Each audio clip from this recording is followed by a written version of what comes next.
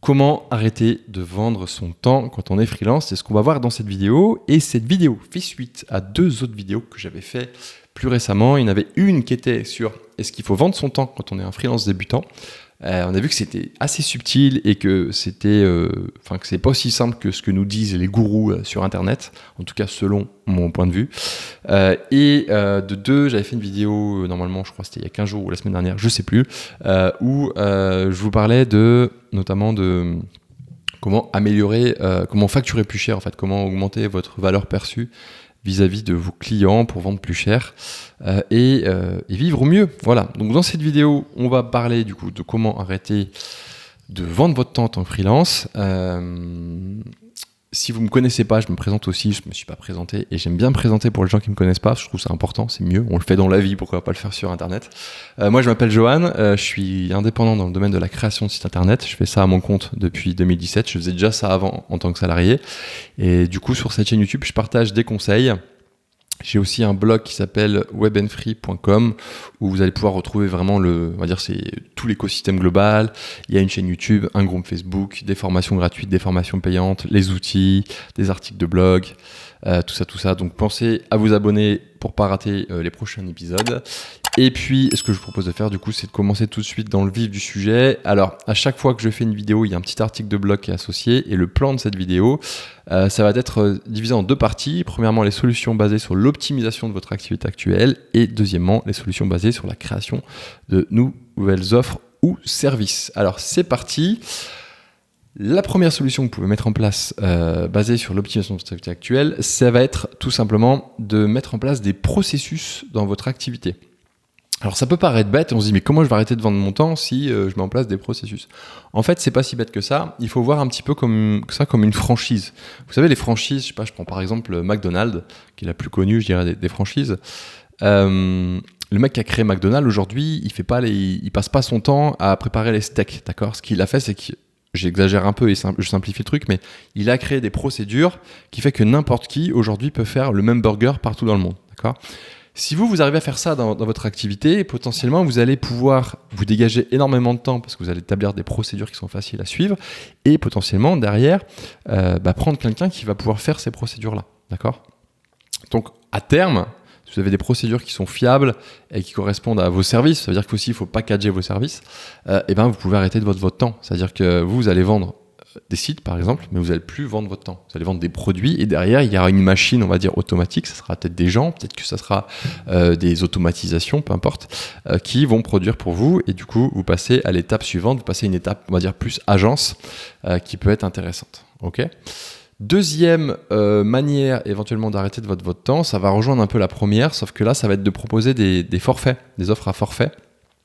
Dans le sens où au lieu de vendre une prestation qui est par exemple basée sur votre TJM, vous pouvez dire moi j'ai une offre à forfait. Alors j'entends offre à forfait, c'est quoi? C'est soit vous avez vraiment des packages de sites que vous avez pré-créés, par exemple vous êtes dans une niche de coiffeur et le package de sites c'est 1000 €, ok, ça prend en compte donc il y a une page de présentation, la page des services, une page pour prendre rendez-vous, pour voir les autres rendez-vous, etc., avoir ses factures et tout ça. C'est un exemple. Et ça, vous l'avez vraiment packagé. Vous êtes capable de déployer un site finalement en quelques clics. Et du coup, vous pouvez vendre votre forfait. Et là, potentiellement, c'est un peu la même manière. Si vous avez bien procédurisé, fait des procédures sur le truc, peut-être qu'en 3 clics, vous pouvez générer un site et le vendre. Et vous pouvez le facturer au prix d'un site, on va dire, plus classique.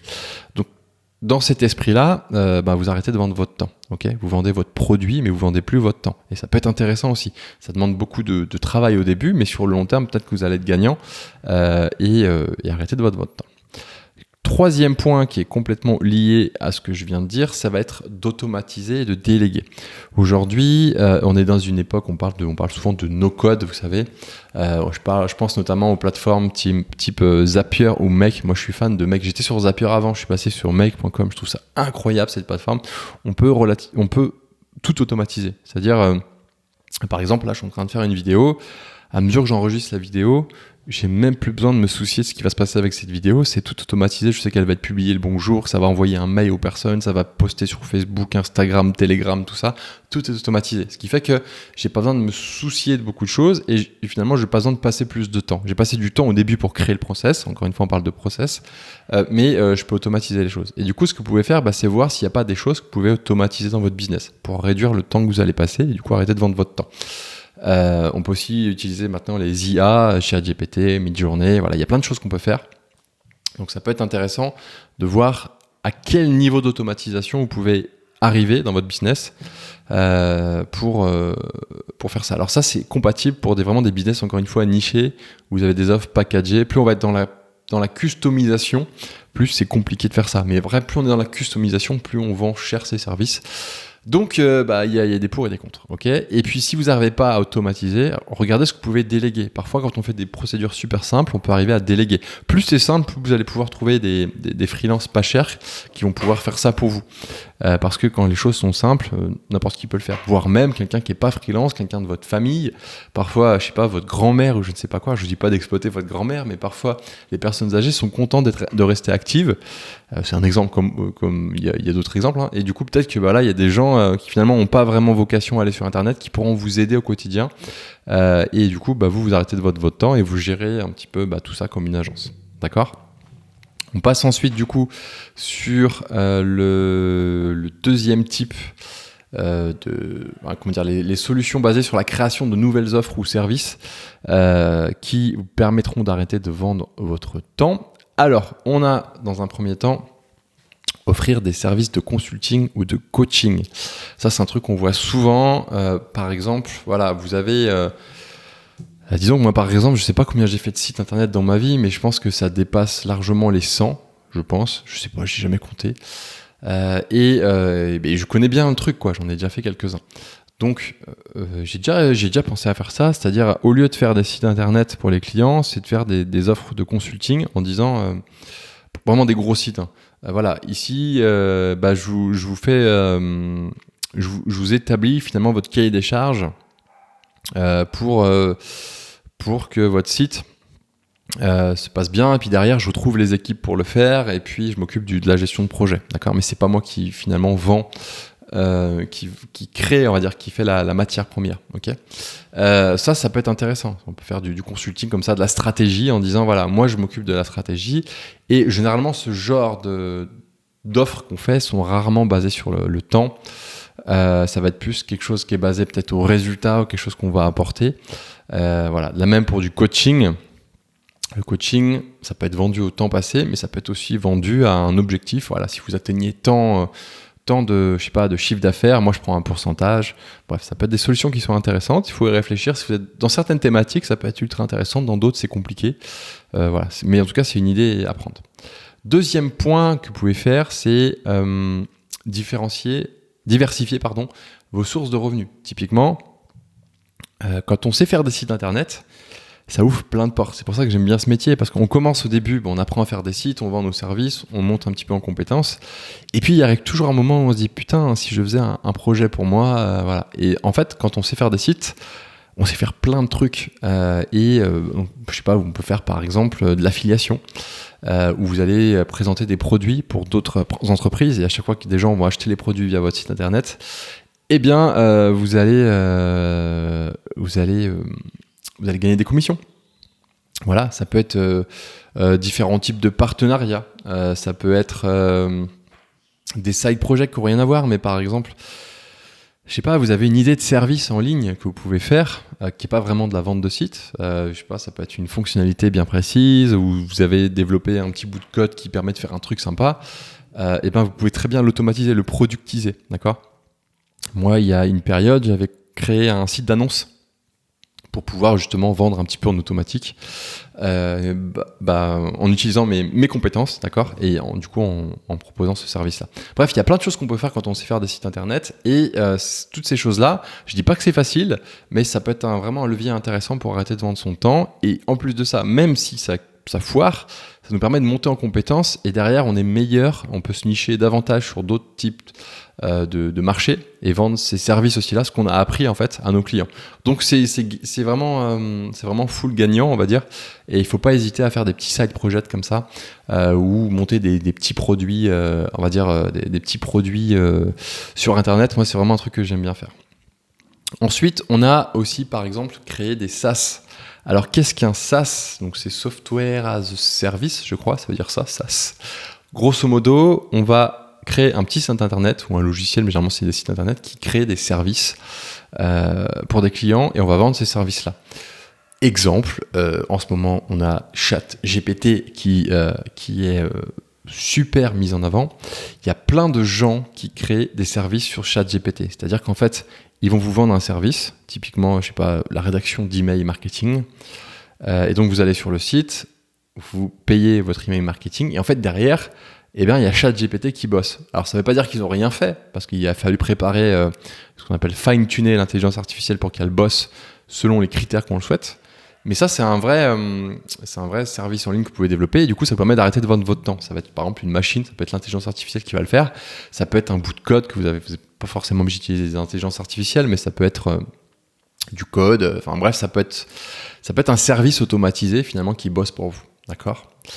Enfin, le dernier point, je vais revenir sur le blog, ça va être par exemple de vendre des produits numériques. Typiquement, il y a deux types de produits numériques que vous pouvez faire. Ça peut être des thèmes ou des plugins sur des plateformes de type par exemple Envato. Envato, ça va être, vous savez, c'est ThemeForest, ils ont plein de trucs, ils ont Envato, Elements. Bref, en fait, ils vendent des contenus. Ça peut être des images, ça peut être des templates de sites, ça peut être des plugins. Bref, tout un tas de choses, vous les créez de votre côté, vous les mettez en vente sur cette plateforme et à chaque fois qu'il y a une vente, vous gagnez de l'argent, d'accord ? Alors ça permet d'arrondir les fins de mois. Je sais qu'il y a des gens qui vivent que de ça. L'inconvénient de ça, selon moi, c'est qu'il y a une partie support. C'est-à-dire, d'ailleurs pour tous les services, même le SaaS, etc., il y a une partie support. Mais là, on est sur des gens qui vont utiliser nos produits qui parfois sont pas vraiment habiles en fait avec les produits.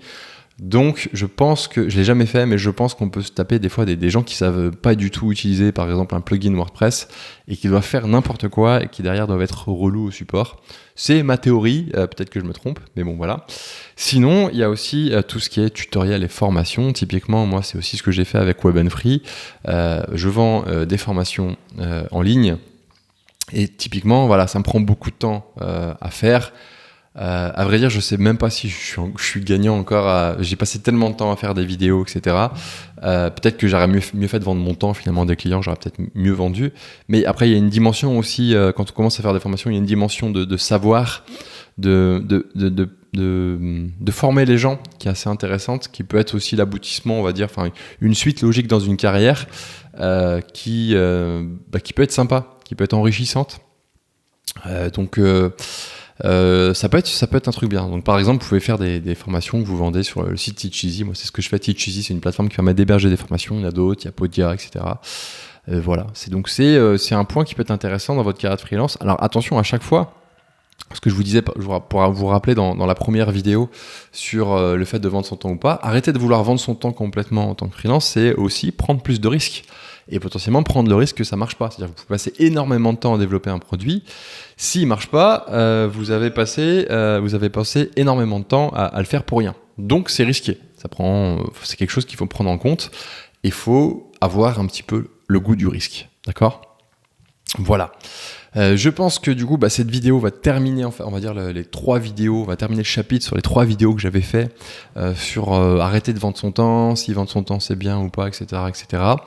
Je vous invite à aller voir les autres vidéos si vous le souhaitez pour en savoir plus si vous ne l'avez pas fait. Je vous invite aussi encore une fois à vous abonner à la chaîne si vous êtes intéressé par le métier de créateur de site internet et tout ce qui gravite autour de ça, d'accord ? Je fais aussi d'autres vidéos autour de cette thématique, donc n'hésitez pas à vous abonner. Et puis, je vous donne rendez-vous la semaine prochaine pour une prochaine vidéo, donc à très bientôt. Ciao, ciao.